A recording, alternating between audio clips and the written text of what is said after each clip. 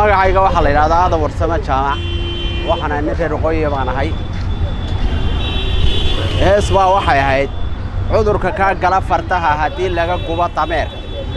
dawada lama gaadhay dawada hadii meel aanay jirin laga raadiyo dhibteeda ay leedahay waa garataan malanaya Jubbaland iyo Puntland aad sheegaysaa waa laba beelood oo walaala la runba loo baahay xaqiiqada loo baahay kuwaasina waa ogaadeen kuwanina waa ma jeerteen waa kabla lax wax kala ku jira meesh dadkii dhulkan iska lahaa Jubbaland la yiraahdo waa dulmay sida dadka waalka loo ka tarbiyada loogu dul socdo nin ka soo duulay bahalkii meesha la dhagax buur ka soo duulay baa haysta Kismaayo oo shaqo ku lahayd oo 1942 iibsaday dhulka intiisii xabashi ka iibsaday oo in gaali ma dhaamay oo ka galbeed ayaa ku indha cadeynaya Kismaayo shaqo kuma laha midwada Kismaayo shaqo kuma laha dulmi buu ku joog kow waxa way wadankan taaya 60kii bogu ka rareeyay laba beelood baa isku haysta labada beelood waxa wanaagsan in laga gudbo oo madaxweyne jareer weynaha la soo boqro oo ra'iisul wasaare reer xamar la soo boqro oo wasiirka arrimaha dibadda oo bahalkiya eelaya la soo boqro waa muhiim ila dadka xaqooda meel la iska saaro oo dadka reer xamarka ee magaalada 3,000 sano aska hor asaaseen nin ka soo duulay bahashi uu ku dul haysto ee iyagii laga dhigay biishka la cusiyay ila xaq bini aadanka sida uu yahay hoos loogu noqdo adeer nabar hoosta ka busho dusha laga dhayaya waxba ma taray hal keeno madaxweyne jareer weynaha la soo boqo ama madaxweyne tumaala hal keeno ama madaxweyne reer xamar hal keeno labadan beelood ee taay 60kii wadanka ku indha cadeynaya kursiga dambe ha fadhiisto waa hadii xal la doonayo way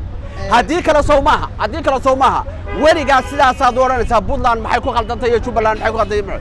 kuwii shalay madaxweynayaasha ma nin madaxweyne soo maray waxa looga baahan yahay inuu noqdo dictionary inuu noqdo kursiga dambe intuu fadhiisto ila halkaas qaldan nin markuu xukunka haystay ba tuur lahaa ba hadana doonaya maanta le waxaan wallahi waanu saarayna wallahi waxbaanu burburinayna halka laga garmo wax burburin baa lagu jiray miyaan maalin wax la dhisay maalin kaliya miyaanu alaysa minkum rajulun rashid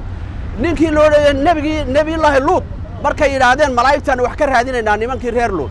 wuxuu ku yiri alaysa minkum rajul rashid warta iyo 60kii iyagoo laba garab u kala fadhiyo koonfurta nuunim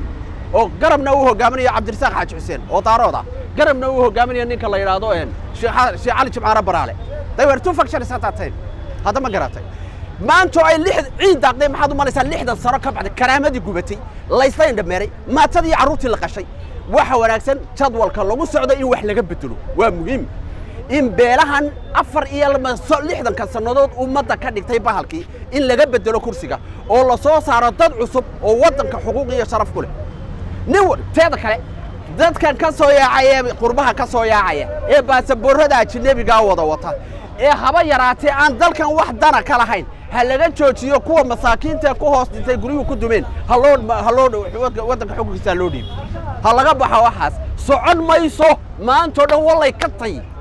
tay inay ka sii dartamayaan inay ka soo reeyeen inta labada beeloodna hordayaan nin qurbaa ka yimi oo dhalasho Mareykan sitaana uu meesha fadhiyo wabillahi tawfiiq hadal baan haynaa Puntland iyo Jubbaland